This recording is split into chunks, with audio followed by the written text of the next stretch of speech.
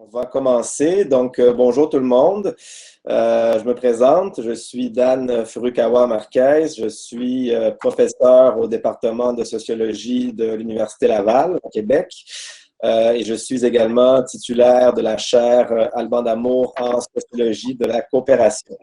Et je serai votre animateur ce matin pour l'atelier Gestion des communs et justice socio-environnementale. Alors, je dois vous rappeler que l'atelier est enregistré et que les séances, les vidéos vont être disponibles sur demande jusqu'au 30 avril. Donc, si on veut les visionner plus tard, plus calmement, on peut le faire. Donc, ce matin, je vais juste vous rappeler le format. C'est pas un format habituel. Donc, si vous avez déjà participé à d'autres ateliers hier et en fait juste hier, vous avez compris qu'il n'y a pas de grande présentation. Donc, il fallait visionner les vidéos avant. Ce matin, je vais laisser simplement 5 minutes maximum aux présentateurs, présentatrices pour nous faire un rappel du contenu qu'ils avaient fait. Donc, on passe du format 4000, 5000 mots à 10 minutes à 5 minutes. Donc, ça fait partie de l'exercice du colloque en tant que tel, je pense. Alors, je vais les laisser parler 5 minutes rapidement pour rappeler un peu leurs propos et ensuite, on va directement ouvrir à la discussion qui va durer donc 1 heure jusqu'à 10h30. D'accord? Alors, je vais commencer par présenter celle que j'ai d'une biographie. Donc, peut-être commencer par Fernande. Alors, Fernande Abanda Ngono est juriste spécialisée en droit international de l'environnement et en droit autochtone. Elle est actuellement doctorante en sciences sociales appliquées à l'Université du Québec en Outaouais, où elle est également chargée de cours et coordonnatrice du Centre interuniversitaire d'études et de recherche autochtones, donc le pôle UCO du Sierra. Elle s'intéresse dans ses recherches aux dynamiques territoriales des politiques de gestion des espaces forestiers, notamment à la portée de ces politiques sur les groupes sociaux et les espaces marginalisés et les dynamiques qui en ressortent sur le plan de l'action collective, des rapports au territoire, de la gouvernance et de la normativité. Donc, je vais peut-être commencer en laissant tout de suite la parole à Fernande. Ensuite, je reviendrai, je reprendrai le micro, je présenterai Lisiane, je donnerai la parole. Même chose pour Sylvain et David, et ensuite, on lancera la discussion. Ça va? Donc, Fernande, la parole est à toi. Bonjour, est-ce que vous m'entendez? Oui. Bonjour à toutes et bonjour à tous et merci de nous accueillir virtuellement pour cette présentation dans le cadre de ce 6e colloque du CRIS. Je vais préciser que cette communication a pour co-auteur Jacques Boucher, qui est mon directeur de thèse et qui est également professeur à l'UQO, et Ndiagaloum, qui est également mon directeur de thèse. Donc, pour revenir à la communication en elle-même, nous avons choisi de synthétiser notre propos en partant du concept de recomposition territoriale. Pourquoi? Eh bien, parce que généralement, lorsqu'on en parle, ou lorsqu'elle est mise en avant, lorsque ce concept-là est mis en avant dans le contexte africain, il fait principalement référence à des mécanismes directifs qui sont impulsés par les institutions étatiques, souvent exogènes, dans le but d'organiser administrativement le cadrage territorial pour ajuster le territoire à des enjeux politiques, par exemple, économiques ou encore écologiques.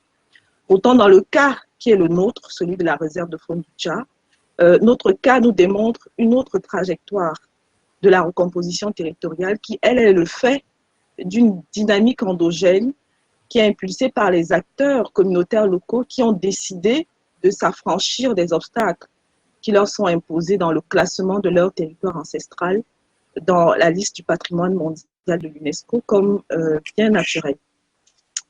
Naturellement, après m'avoir entendu, on peut instinctivement faire le lien entre cette idée de patrimoine mondial et les communs, puisque nous sommes dans un panel sur les communs. Mais c'est important de lever l'équivoque tout de suite en affirmant que dans les faits, les biens et les sites du patrimoine mondial ne sont pas des communs. Au contraire, ce sont des formes modernes d'enclosure et c'est ce qui ressort justement du cas de la réserve de Fondouja qui illustre bien cette dynamique d'enclosure-là mise en avant par ce processus international. Ce territoire forestier ancestral pour plusieurs communautés, la réserve de Fondidja, qui y vivent depuis des millénaires et qui, justement, si on analyse leur mode de gouvernance, leur mode de gestion ancestrale était plus lié justement à au commun. Donc, cette réserve-là est depuis 35 ans, c'est une cathédrale, c'est un musée, c'est un monument qui a maintenant ses lois, ses principes et ses logiques aux grandes dames des communautés. N'est-ce pas là l'expression même de l'injustice environnementale? Ça peut sembler paradoxal puisque c'est aussi le nom, c'est aussi au nom de la protection de l'environnement et de l'équité intergénérationnelle que cette patrimonialisation de la nature à l'échelle internationale a vu le jour il y a de cela plusieurs décennies.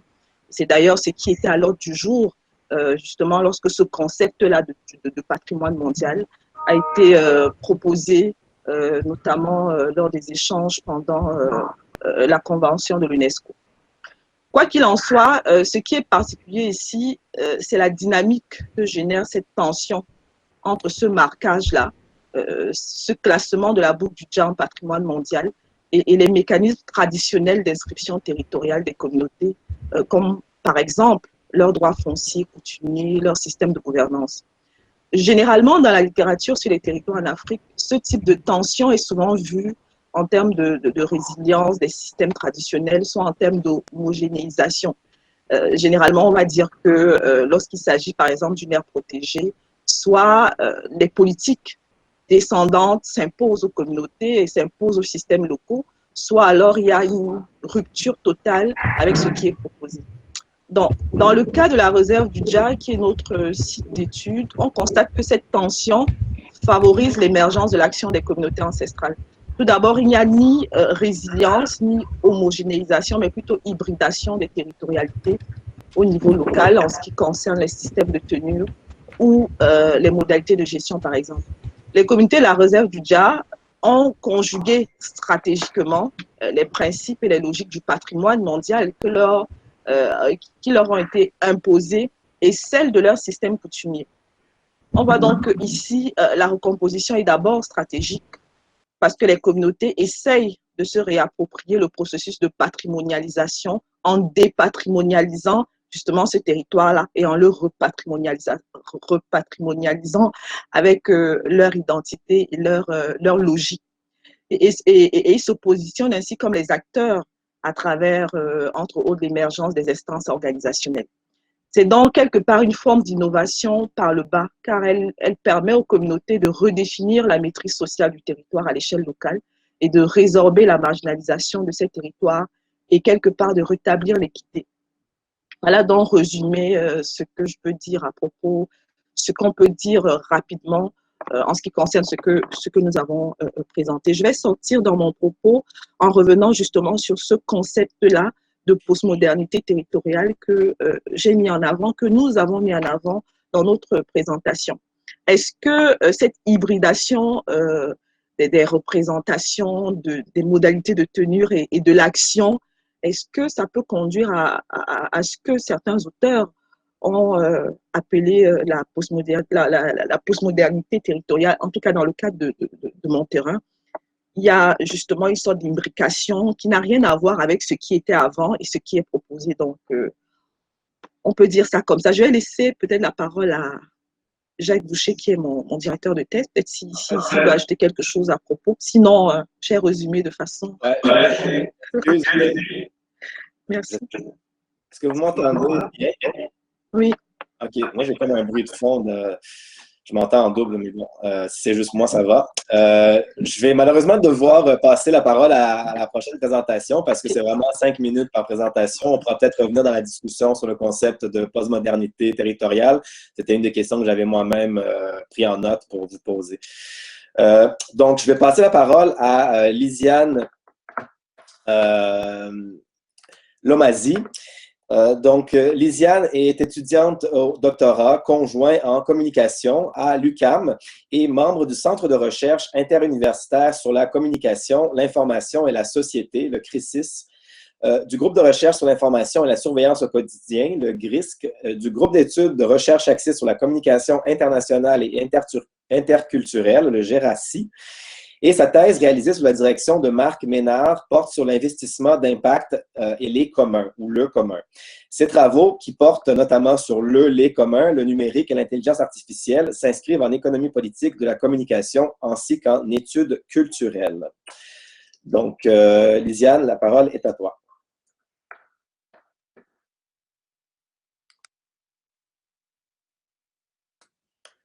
Oh, je pense qu'on ne t'entend pas.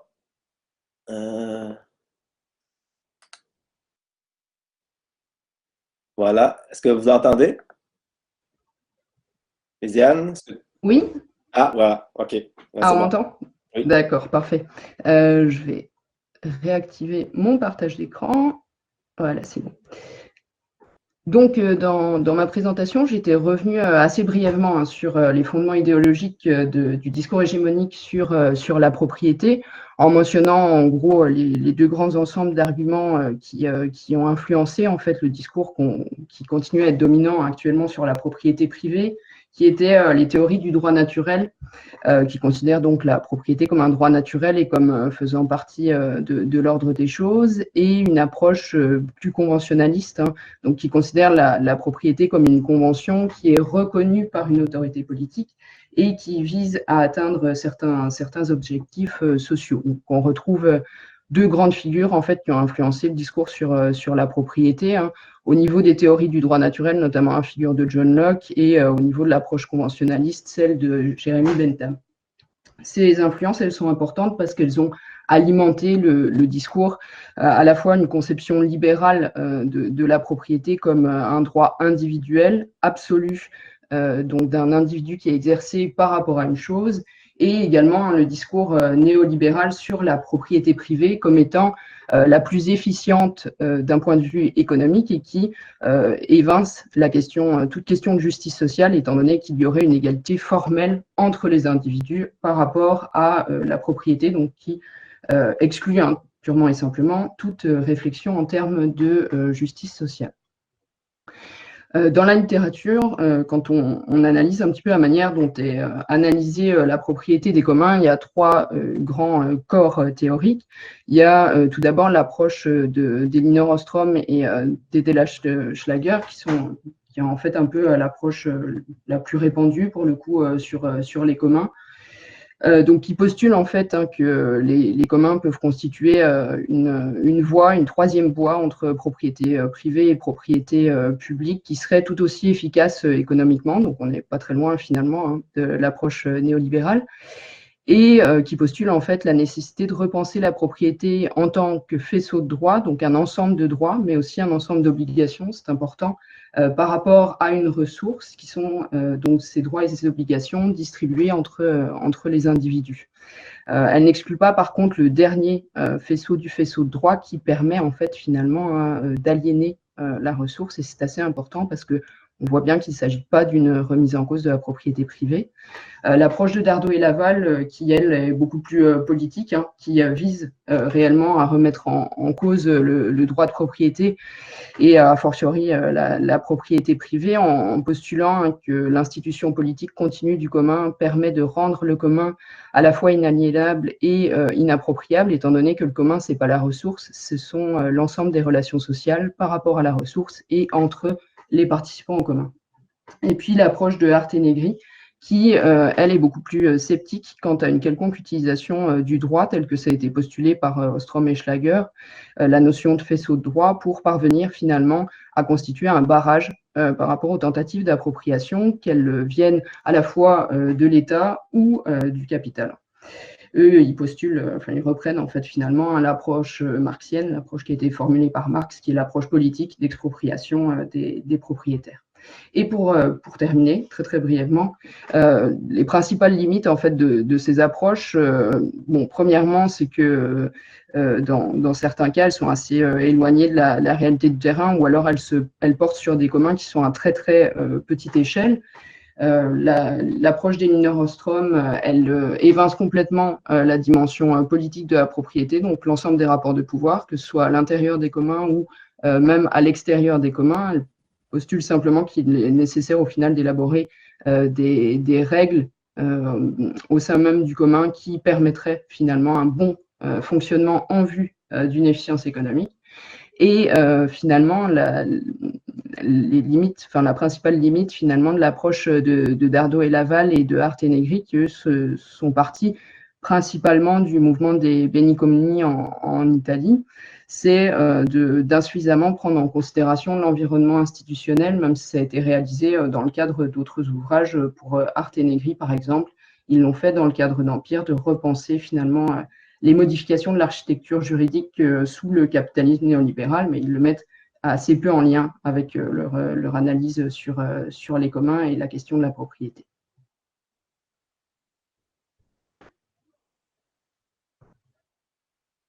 Merci beaucoup. Est-ce que tu pourrais juste arrêter de partager l'écran, peut-être? Ah oui, pardon. Ouais. Voilà, super. Merci beaucoup. Merci beaucoup d'avoir très bien respecté le temps aussi. J'ai oublié de le dire tout à l'heure, mais ceux et celles qui ont des micros ouverts, s'il vous plaît, les fermer, parce que des fois, on entend un petit bruit de fond, puis ça peut déranger un peu. J'en ai fermé quelques-uns moi-même. J'ai le droit en tant qu'animateur, mais si on pouvait juste tout le monde le faire, ça serait parfait. Alors, on va enchaîner avec la présentation de Sylvain et David. Alors, je m'excuse, je n'ai pas reçu vos bios, donc je vais vous laisser vous présenter vous-même et enchaîner directement avec votre présentation. Alors, la parole est à vous. Bonjour tout le monde. Comme on a peu de temps, je vais faire court dans les présentations. Sylvain, prof à l'UQAM, David, doctorant en sociologie à l'UQAM. C'est une recherche qui est basée sur une enquête, une recherche partenariale qu'on mène avec des acteurs du bâtiment 7 et avec plusieurs fondations qui soutiennent le bâtiment 7. Mais ce qu'on présente aujourd'hui avec David, ce segment de la recherche, n'engage que nous. Mais je suis très content qu'il y ait aujourd'hui dans l'atelier Judith, notamment du bâtiment 7. J'ai aperçu Jacques Bordelot de la Fondation Beati. Donc, on pourra faire des réponses chorales aussi à vos questions s'il y en a. Pour faire un angle un peu large par rapport aux choses qu'on a discutées hier, disons qu'on s'intéresse à un peu l'encastrement d'expériences communalistes pour les communs, d'expériences alternatives, préfiguratives en faveur de la justice sociale et environnementale. Comment ça s'encastre dans un monde déjà là? Comment est-ce qu'on compose avec des ordres juridiques, par exemple l'idéologie propriétaire décrite par Lisiane, dans un ordre économique déjà là?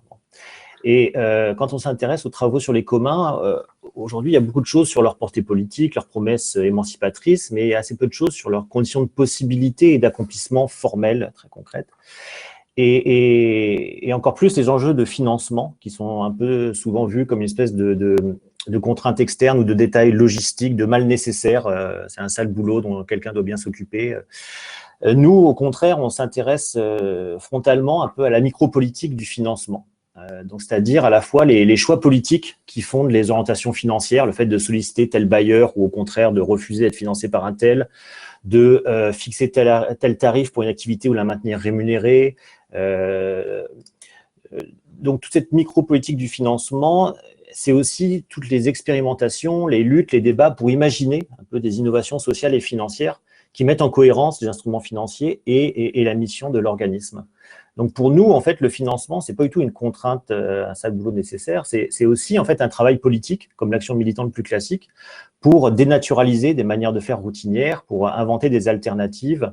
Et c'est aussi un enjeu central, hein, comme le dit une personne qui travaille avec nous dans cette recherche, un acteur du B7, l'autonomie politique ne peut pas faire l'impasse sur l'autonomie financière. Alors David, je te laisse dire un mot sur le B7. Oui, c'est ça. En fait, pour faire ce que Sylvain vient de dire, pour entrer dans cette micro-politique du financement, nous autres, dans le texte, dans la communication, qu'est-ce qu'on avait proposé? C'était d'abord de faire un retour vraiment rapide là, sur l'histoire financière de ce commun urbain qu'est le bâtiment 7, vraiment pour montrer comment cette histoire est imbriquée dans sa visée et son identité politique. Pour ceux qui ne connaissent pas le bâtiment 7, là, c'est un projet qui se définit comme une fabrique d'autonomie collective et historiquement, c'est produit vraiment d'une longue mobilisation citoyenne qui a mené à la réappropriation d'un atelier ferroviaire de 90 000 pieds carrés. C'est une démarche de réappropriation qui prend lieu à Pointe-Saint-Charles, un quartier montréalais populaire en gentrification. Puis le but, c'est vraiment de requalifier cet immense bâtiment-là pour en faire un espace inclusif et démocratique pouvant accueillir une diversité de projets vraiment alignés sur les besoins sociaux des collectivités avoisinantes. C'est un projet qui va être développé en 4 phases. Présentement, c'est la première phase du projet qui est en opération depuis le printemps 2018, ce qui regroupe déjà une diversité d'initiatives là, autour d'un pôle des pratiques. Nous autres, dans la reconstitution historique sur le comment un tel projet a pu devenir économiquement possible, on aborde surtout 2 moments clés au niveau là, de la mobilisation des ressources nécessaires à sa réalisation. On commence vraiment par un premier moment qui est celui de la mobilisation sociale, de toute la lutte politique qui a précédé l'acquisition du bâtiment. C'était essentiel pour nous de commencer par là parce que c'est quand même une lutte qui a eu des incidences économiques très importantes pour la suite. Puis ensuite de ça, une deuxième séquence après ça qu'on aborde au niveau de cette histoire-là, c'est celle de l'élaboration de tout le montage financier, là, un montage financier de 4,2 millions de dollars pour la mise en œuvre du prédémarrage de la première phase du projet. Fait que nous, on attire l'attention surtout sur le fait que c'est un montant qui a été levé via une diversité de sources de financement.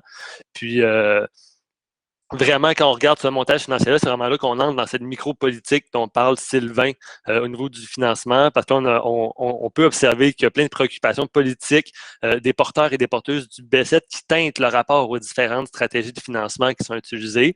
Mais bon, au-delà de tous ces enjeux et dilemmes que peuvent susciter la question du financement, on observe aussi en parallèle que celle-ci, ça devient un terrain, comme le disait tantôt Sylvain, là, pour expérimenter des innovations sociales et financières qui sont plus en phase avec la mission sociale de l'organisme et de l'identité politique que je parlais tout à l'heure. Puis là, c'est justement sur ce point-là que va conclure Sylvain. Oui, donc vous regarderez, si vous ne l'avez pas vu, la vidéo, mais on parle de ces expérimentations, notamment de construire une relation avec les bailleurs de fonds, notamment avec des fondations, qui changent le rapport habituel entre donateurs et donataires, donc où il y a toujours un rapport de pouvoir important, mais là, trouver un rapport de collaboration qui soit supérieur à ce rapport de pouvoir. On parle de l'émission des obligations communautaires, qui a été une expérimentation particulière, et aussi d'un enjeu de démocratiser la gestion financière, donc que ce soit pas justement un détail technique ou juste dont quelques-uns s'occupent, mais que ce soit une préoccupation collective. Et on conclut un peu sur à la fois sur les réalisations véritables, assez miraculeuse de faire tenir cette cathédrale monumentale, et aussi sur les défis particuliers de cette mise en commun de la gestion financière, du fait que toutes les initiatives aussi sont absorbées par les défis logistiques de leur survie économique, et donc c'est toujours difficile de dégager du temps en plus pour parler de tout le reste, hein. Une des enquêtées qui dit qu'on passe tellement de temps à parler des fonds, à aller chercher, à administrer, qu'on a du mal à trouver le temps pour parler du fond, c'est notamment la justice sociale, environnementale, la mission de l'organisme. Donc il y a toujours cet enjeu-là logistique qui absorbe le temps politique, je dirais. Et puis évidemment, comme on est sur un atelier sur les communs, il y a tous les enjeux, j'allais dire, quand on est dans un quartier gentrifié, de à qui le commun et pour qui le commun. C'est-à-dire que, est-ce que, par exemple, les populations gentrifiées, gentrifiantes qui sont dans le quartier, est-ce qu'elles font partie de ce commun-là? Est-ce qu'on se repose sur eux, que ce soit en tant que client, par exemple, de l'épicerie solidaire, que ce soit pour une nouvelle ronde d'obligations communautaires? Donc, cette question de sur qui est-ce qu'on se repose aussi et qu'on inclut dans ce commun du point de vue financier, ça pose des questions redoutables, hein. Donc on termine beaucoup là-dessus, hein, pour qui le commun, qui met quoi en commun avec qui ne veut-on rien avoir en commun, avec qui on a-t-on davantage en commun qu'on le souhaiterait. C'est tout ça qui se joue dans la micropolitique du financement. Merci. Merci beaucoup, Sylvain et David. Donc, j'ai écrit sur la boîte de clavardage que les gens peuvent poser des questions. Donc, vous pouvez soit lever votre main. Ce système-ci il faut être très vigilant pour les mains parce que la main apparaît 2 secondes puis elle disparaît. Donc, il faut vraiment que je regarde qui lève la main. Donc, encore mieux, si vous voulez, ouvrez votre caméra et poser la question vous-même. C'est plus sympathique et puis vous pouvez le faire. Sinon, vous pouvez écrire dans la boîte de clavardage pour les questions. Alors, pour l'instant, j'en vois pas, à moins que quelqu'un veuille se manifester. Je vois Judith qui me regarde. Je ne sais pas si elle veut, vu qu'elle est quand même directement concernée.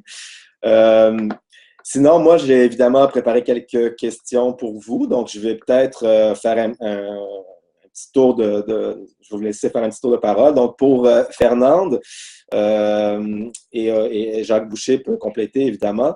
Vous avez justement terminé avec cette notion de postmodernité territoriale. Moi, c'est un peu là-dessus que j'avais accroché en écoutant la vidéo aussi.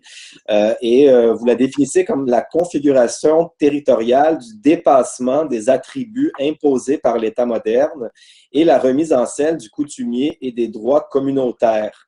Alors, quand j'ai écouté cette définition, je me suis dit, d'où vient le postmoderne là-dedans?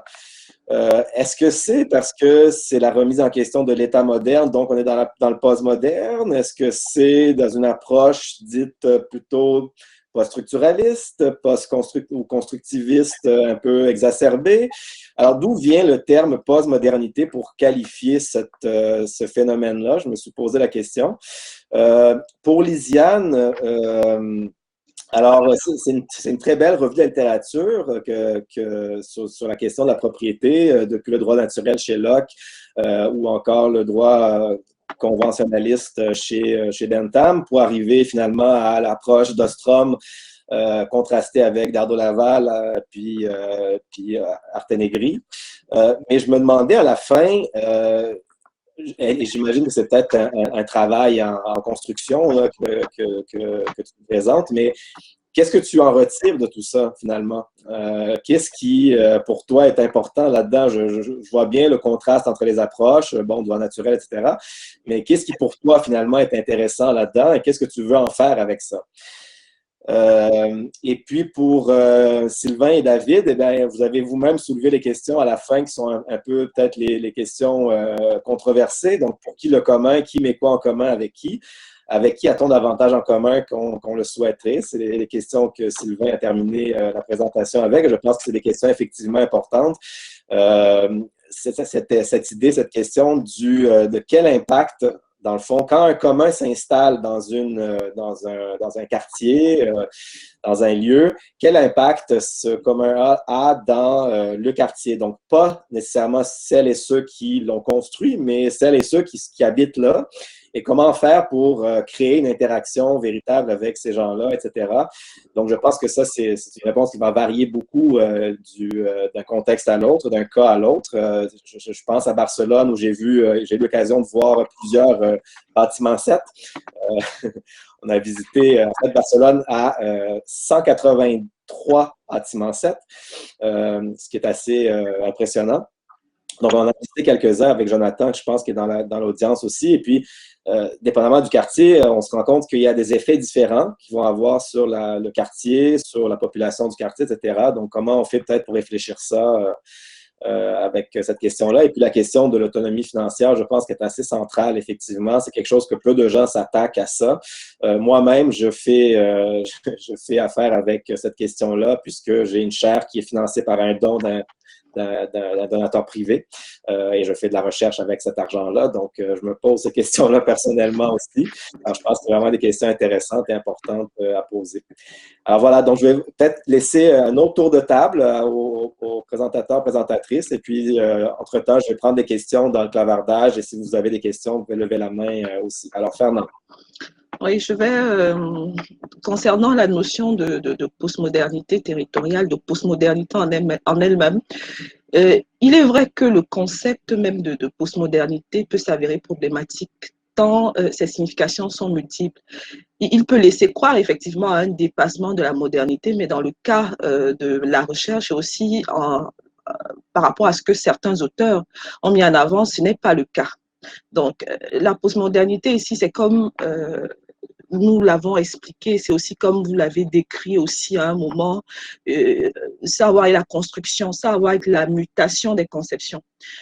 Dans le cadre de la thèse, je ne la propose pas comme une posture qui consiste, par exemple, à adopter une approche qui est centrée sur les différences, sur les écarts à la norme ou alors la promotion des conceptions subalternes ou dominées, mais comme un objet qui porte sur les principes émergents et renouvelés des rapports sociaux et politiques à l'espace.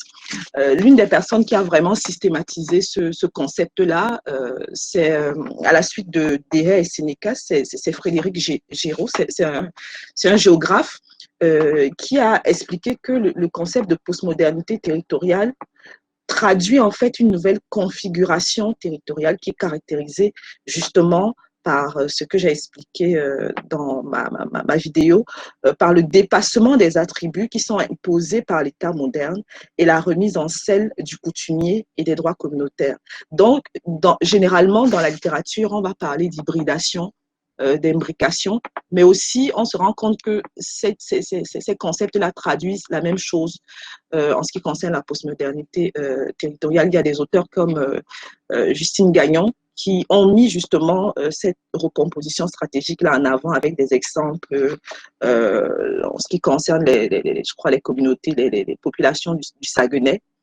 Donc, c'est ça. Je ne sais pas si je réponds à votre question. Je vais laisser la parole à mon directeur s'il va ajouter quelque chose. Oui, Jacques, ajouter quelque chose?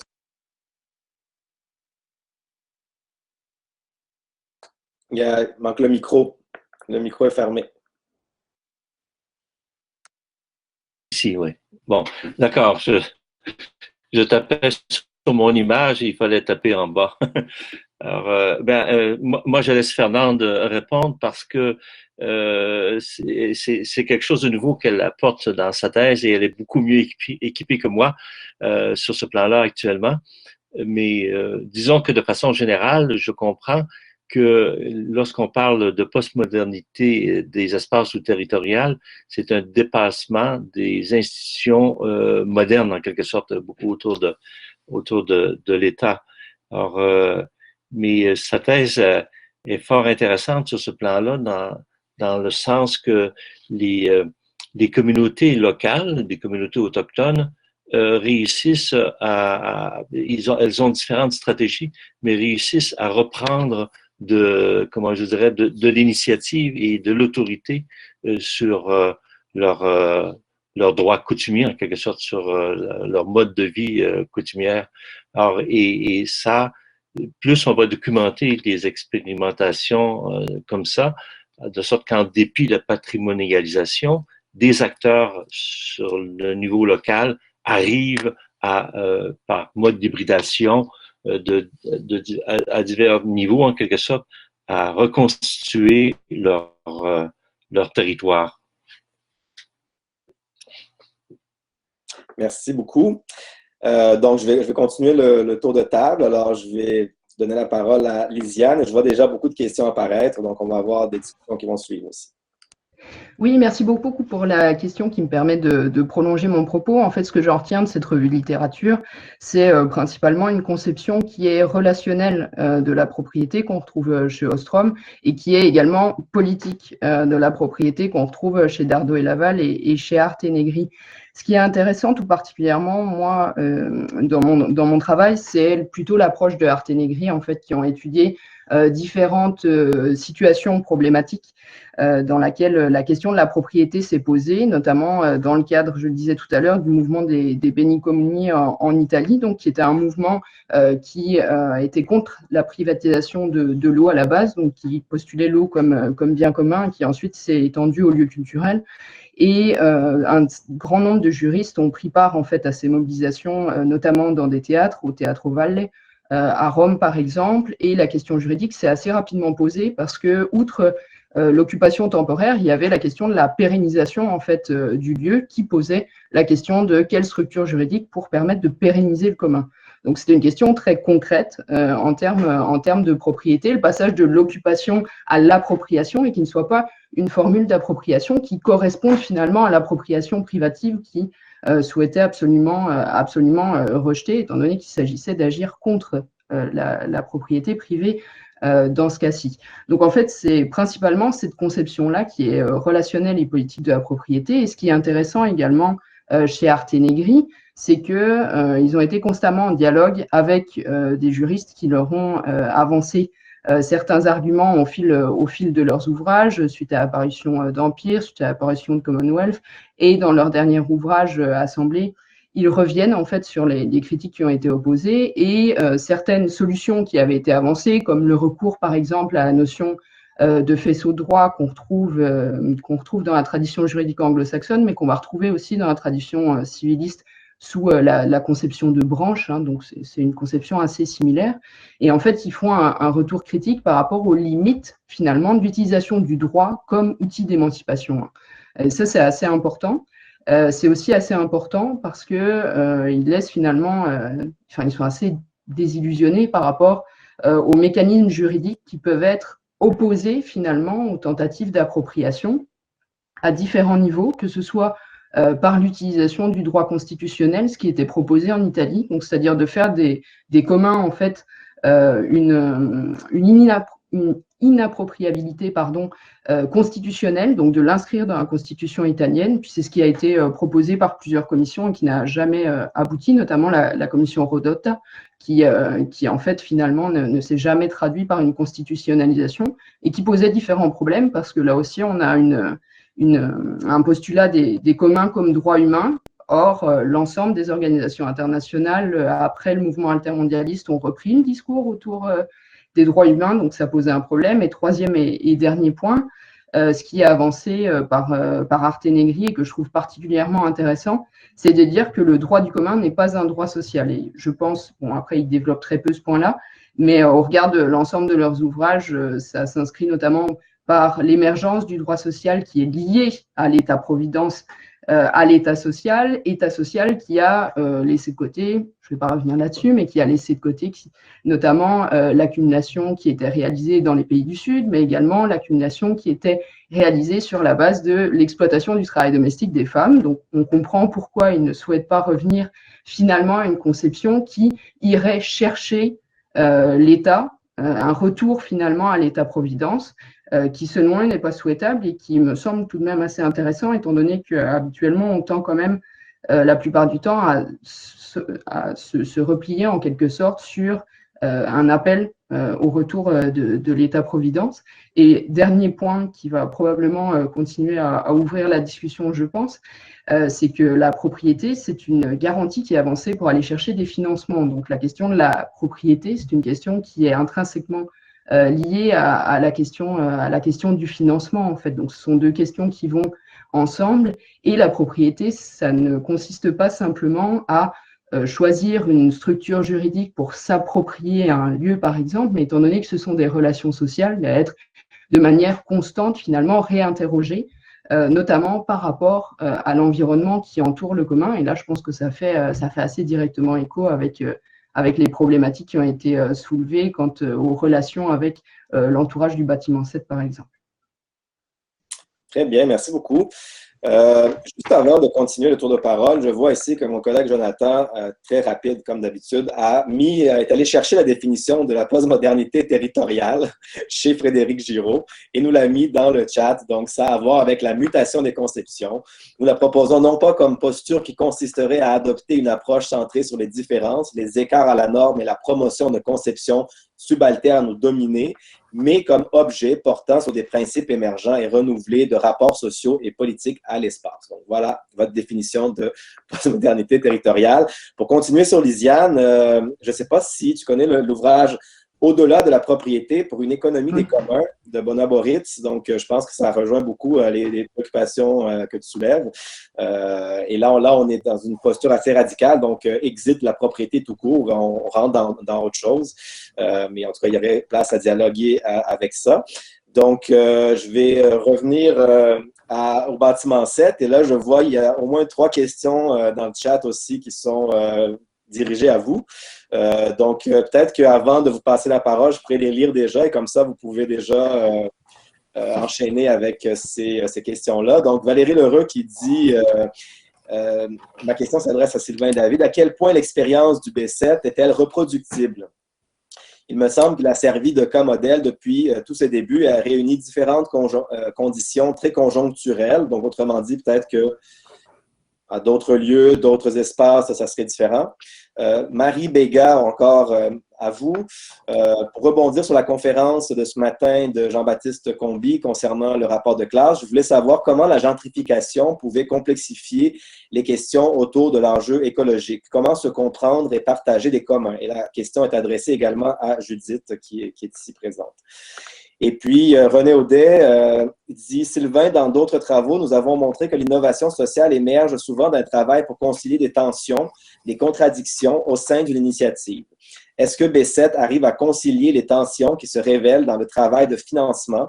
Est-ce que la solution de la Fondation Beatty et des 4 fondations pourrait devenir une sorte d'innovation sociale? » Donc voilà, de vastes questions et je vous laisse la parole pour y répondre. Et Judith, si tu veux sauter dans la discussion, vas-y aussi.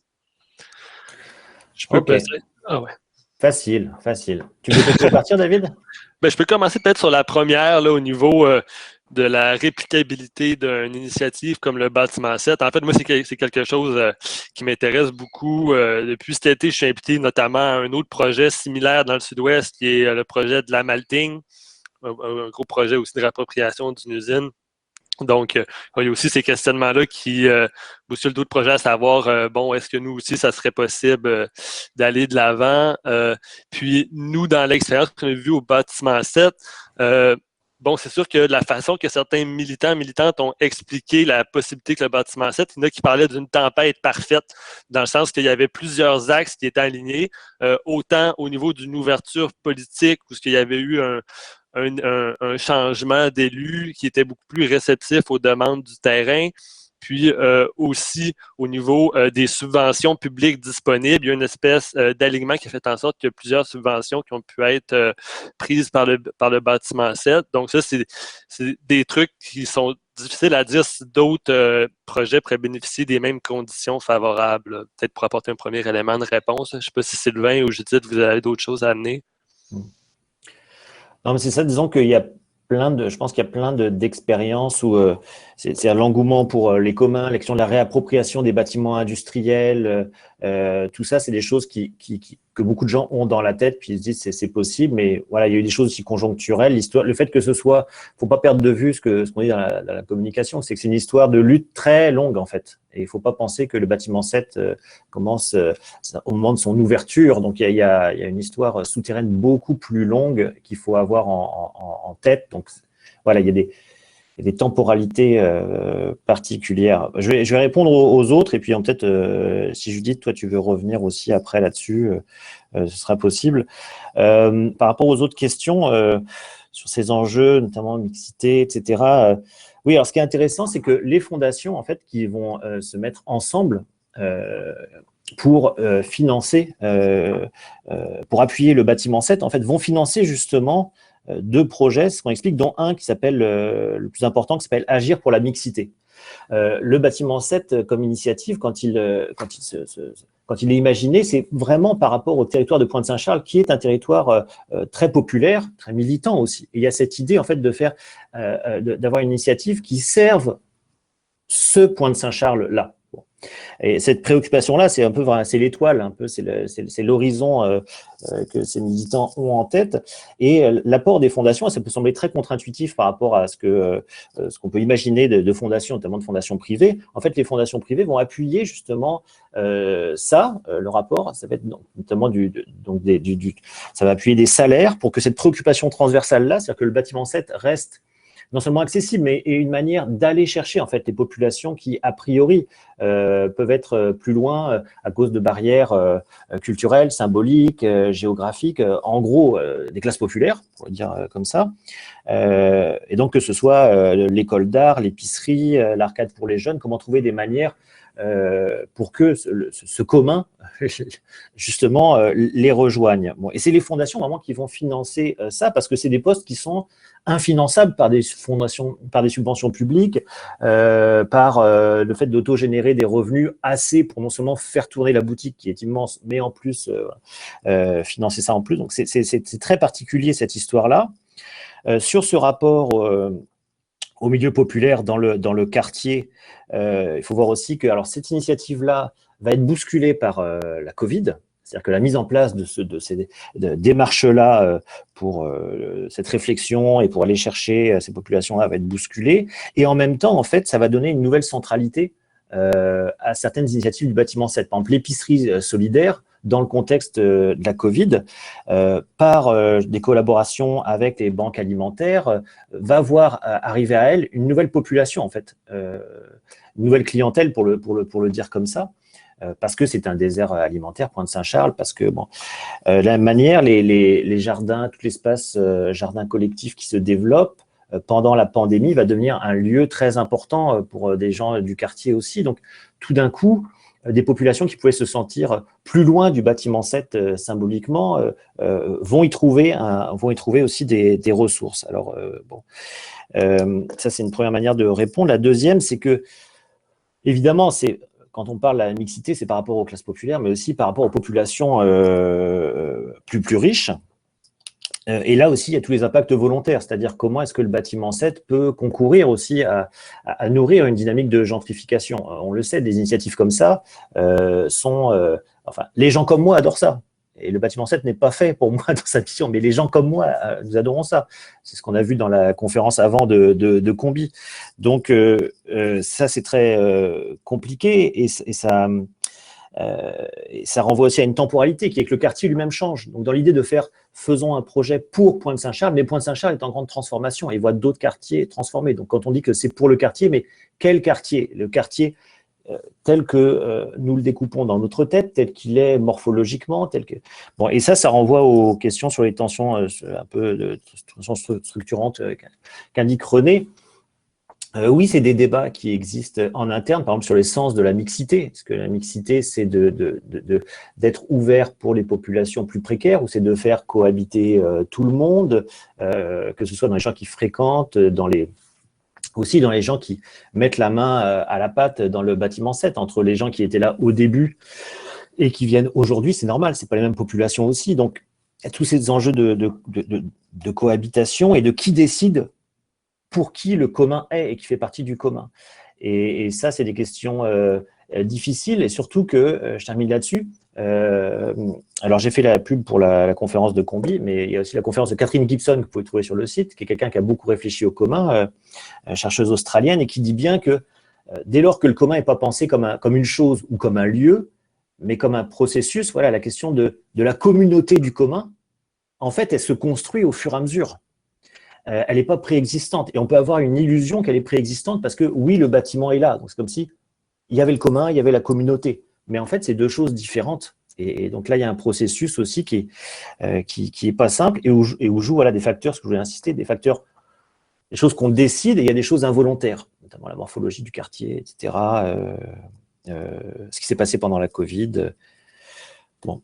Et, je ne sais pas, Judith, toi, est-ce que tu veux réagir par rapport à ça ou des choses? Si tu veux embarquer, vas-y. Ben, allô tout le monde, merci de m'accueillir ici, merci Sylvain, David de l'invitation. J'aurais plein d'affaires à dire sur tous ces éléments-là, mais là, on regarde l'heure qui passe, puis peut-être ce qui m'interpelle le plus en quelques mots là, sur la question de la réplicabilité, effectivement, il y avait un peu la table parfaite mise à Pointe-Saint-Charles en termes de concertation des acteurs, en termes de présence d'un milieu anarchiste, en fait, qui était ouvert à collaborer avec le milieu communautaire, en termes d'une lutte d'un potentiel de ce grand terrain-là, de la lutte contre le casino. Donc, c'est plein d'éléments qui sont venus comme faire en sorte que la sauce a le prix. Cependant, effectivement, c'est des éléments conjoncturels qu'on ne pourrait pas s'attendre de voir retrouver dans un quartier ou dans un autre. Mais si la question du commun, mais c'est un processus, ben c'est nécessairement en regard d'un contexte et d'une conjoncture. Puis je pense que c'est ça le processus, c'est de développer une intelligence, en fait, des éléments contextuels, puis du territoire, puis des possibilités qui s'offrent à lui. Donc, chaque fois que je fais une conférence sur le B7, je réponds dans tous les quartiers, oui, c'est comme vraiment possible, mais ça va être nécessairement différent. Il va avoir une saveur, une couleur différente. 6 mots sur la question des tensions là, au niveau du financement, René, que tu as amené. Je pense qu'au B7, on a dépassé l'heure de la candeur par rapport à ce qui serait à mettre en place, qui serait exemple de contradiction. Ça ne fait pas qu'il n'y a pas de tension, ça fait que les débats se font à ce niveau-là et qu'ils sont sains. Des petites initiatives d'innovation financière et économique que nous, on tient à mettre en place, qui comptent, par exemple, les obligations communautaires, tout ce qui a été nommé, là, le projet avec les fondations, qui est tellement trippant, là, je l'aime d'amour, ce projet-là. Puis, ben, ça se nourrit aussi dans la vision, tu sais, comme la vision, elle n'est pas advenue, là, elle est à réaliser. Est-ce qu'on peut penser d'un système économique où on est capable de partager des biens sans avoir recours avec l'argent, en valorisant la force de travail, pas nécessairement salarié. Donc, ça va prendre 10, 15, 20 ans. Là, on en refera d'autres des conférences aux crises là, sur ce qui va se passer au bâtiment 7. Mais voilà, effectivement, tout ce processus-là, donc c'est sûr qu'il n'est pas exempt de tension. Voilà mon petit mot. Super, merci beaucoup. J'ai oublié de la présenter, mais pour ceux et celles qui ne la connaissent pas, Judith Caillé est une des cofondatrices du bâtiment 7 qui a participé aux 12 ans de lutte contre le casino, contre l'expropriation, contre toutes les luttes qui sont survenues au cours de cette période très longue, mais victorieuse. Donc voilà, pour l'audience, c'était une des fondatrices du bâtiment 7. Ça me fait penser, je prends un peu mon droit d'animateur, mais ça me fait un peu penser toute cette discussion-là à un chapitre de Silvia Federici dans son bouquin Feminism and the Politics of the Commons sur la cooptation des communs. En fait, je pense à ça parce qu'on a d'un côté postmodernité territoriale avec une espèce de site patrimonial de l'UNESCO qui se veut justement pour les droits humains, etc. Lisiane en a parlé un petit peu tout à l'heure avec l'exemple en Italie.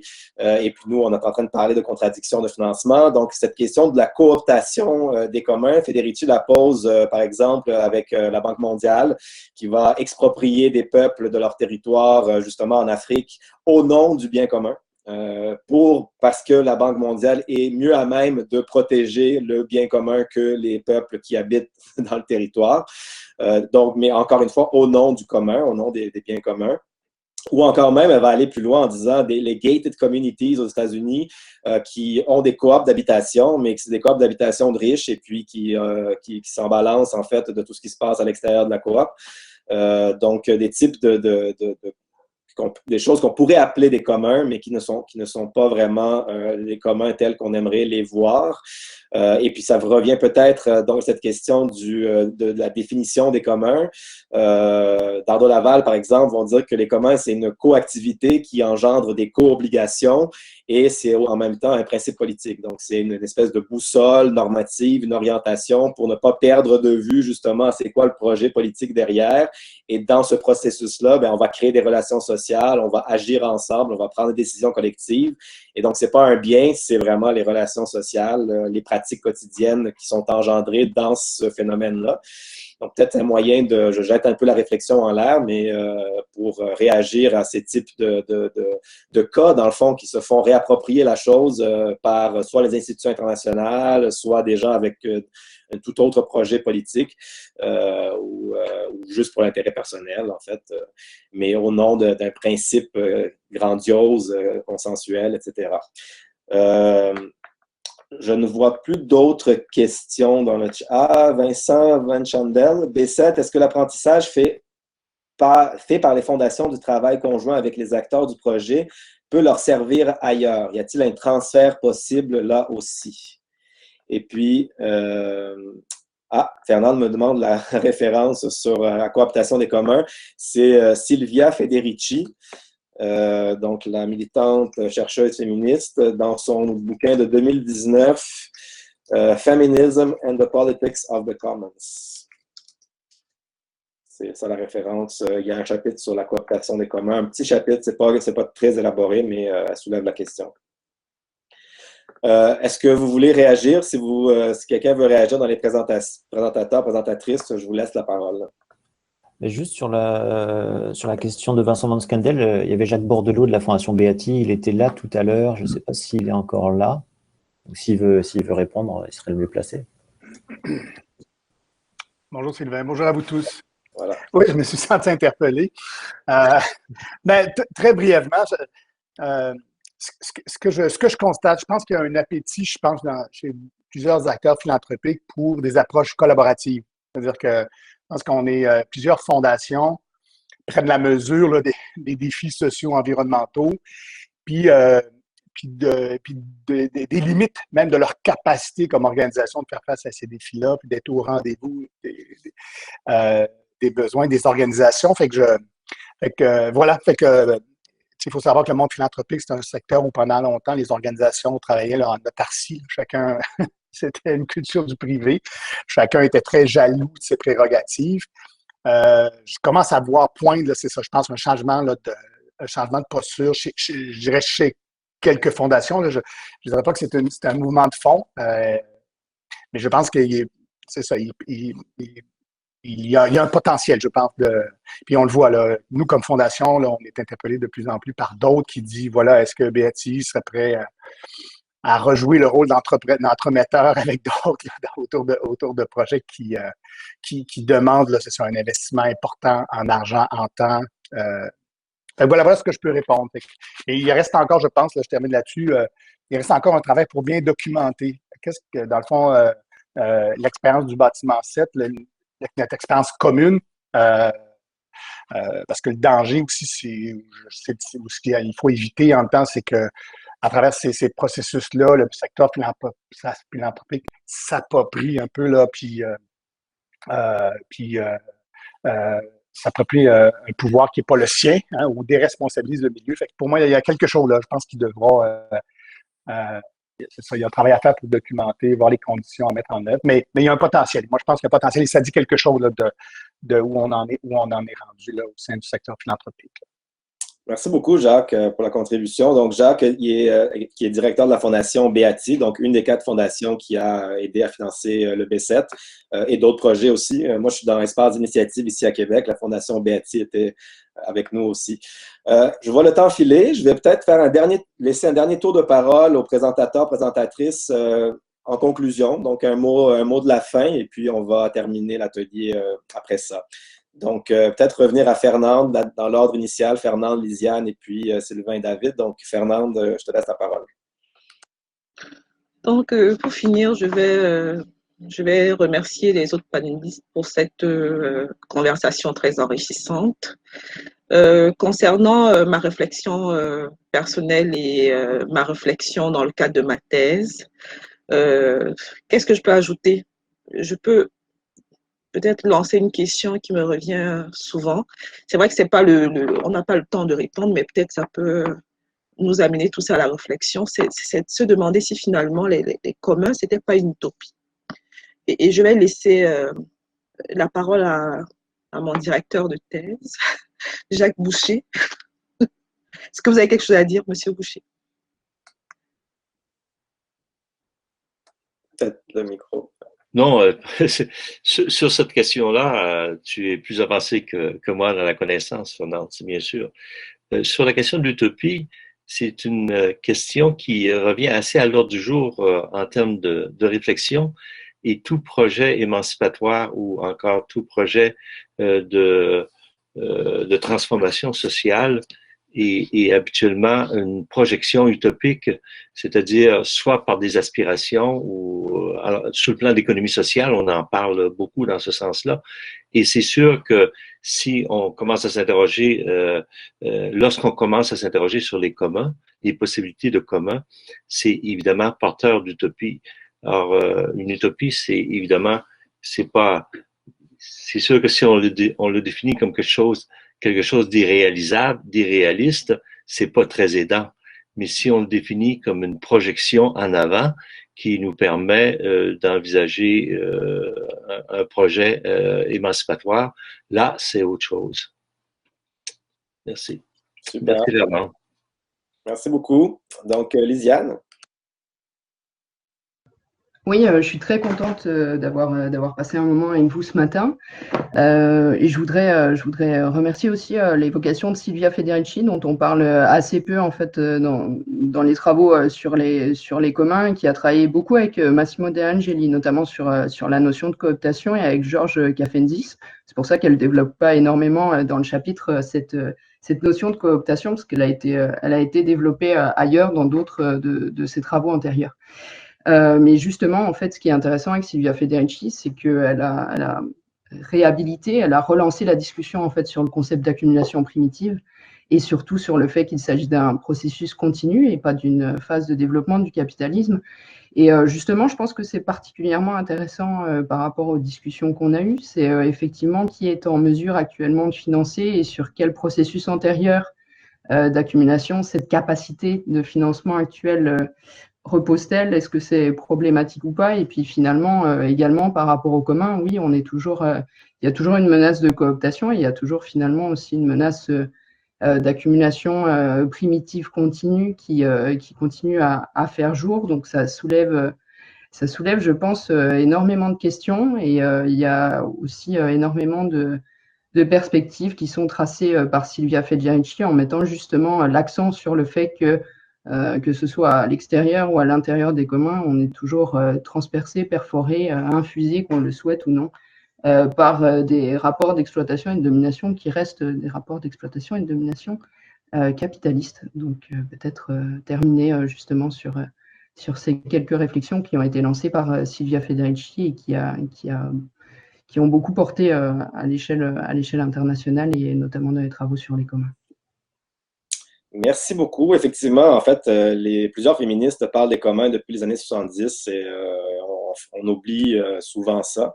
J'avais montré ce petit bouquin qui est sorti il n'y a pas longtemps, donc encore Federici et Kafencis, deux personnages qui étaient dans un collectif dans les années 60-70 qui s'appelait les Midnight Notes, avec Peter Linebaugh, qui est un autre qui parle des communs depuis un certain temps, qui a écrit même une histoire des communs, le Magna Carta. Donc, rappeler aussi tout cet autre pan, plus anglophone d'ailleurs des recherches sur les communs que ce qu'on peut voir peut-être ici. Alors, le mot de la fin pour Sylvain et David. Moi, à la blague, j'avais résumé il y a quelques années, on parlait de champ de l'innovation sociale, mais que des fois, ça pouvait être un champ de bataille navale et qu'on avait C2 et B7 à quelques kilomètres. C2 étant la grand-messe du capitalisme inclusif à Montréal, à Griffintown, et puis juste à côté du B7, et on voit là aussi la réappropriation de certaines idées ou de volonté de réappropriation quand on parle aussi des communs à C2. C'était intéressant de voir l'opposition à ce moment-là à quelques kilomètres. Est-ce que c'est une utopie, les communs? Moi, je pense que c'est une utopie nécessaire. Ce qui est intéressant, c'est que là, c'était une utopie devenue concrète. Hein. Utopie, c'est le non-lieu. Là, il y a un lieu. Et en même temps, c'est pas parce que le lieu existe que l'utopie est réalisée. Et donc, c'est là-dessus qu'on voulait mettre l'accent. Et ce que Judith rappelait aussi, que c'est des processus longs, peut-être infinis. Et c'est aussi ça. Derrière, il y a un idéal d'autogestion. Donc de tension permanente, de discussion permanente au bâtiment 7. Pour nous, comme chercheurs aussi, de profiter de cette intelligence en action. Nous, on a beaucoup de chance avec David de profiter de ça et d'avoir ces discussions-là avec des acteurs du B7, avec les fondations impliquées, qui sont des manières aussi de discuter de problèmes structurels très importants. On les a évoqués par rapport aux enjeux d'inégalité, de gentrification, etc. Donc, nous, on profite beaucoup avec David de cette intelligence-là, ce que je voulais dire. Ça ne nous rend pas forcément plus intelligents, mais en tout cas, on passe du bon temps. Peut-être, je dirais aussi, peut-être comme jeune chercheur qui a la chance aussi de prendre part à cette grande recherche partenariale-là, je trouve aussi que c'est quelque chose qui nous renvoie à une question sur aussi, tu sais, quand on parlait que le commun, c'est un processus de mise en commun, ben dans ce processus-là, c'est quoi le rôle spécifique de la recherche, comment qu'on peut faire notre apport, c'est quoi notre rôle. Donc là, tu sais, entre les fondations bâtiment 7, bon, est-ce qu'on peut avoir un rôle, je sais pas, de facilitateur, ou ben, tu sais, je trouve que ça amène beaucoup de questionnements sur comment on peut favoriser aussi une communalisation ou une réappropriation des connaissances qu'on va produire, donc pour prendre part au processus qu'on étudie. En tout cas, je trouve que ça renvoie beaucoup de questions méthodologiques, là, comme au niveau de la recherche-action, comme jeune chercheur. Absolument, effectivement. Et donc, tu viens de nous lancer tout un chantier de discussion pour la suite des choses. Alors, je vous remercie énormément pour votre présence, les participants et les présentateurs, présentatrices, pour vos généreuses réponses aussi et pour la participation un peu spontanée de Judith et Jacques à la discussion aussi. Donc, je vous invite à continuer à regarder les conférences et les ateliers qui vont suivre aujourd'hui et au plaisir de vous revoir dans une autre salle bientôt. Alors, bonne journée et bon colloque du CRISE.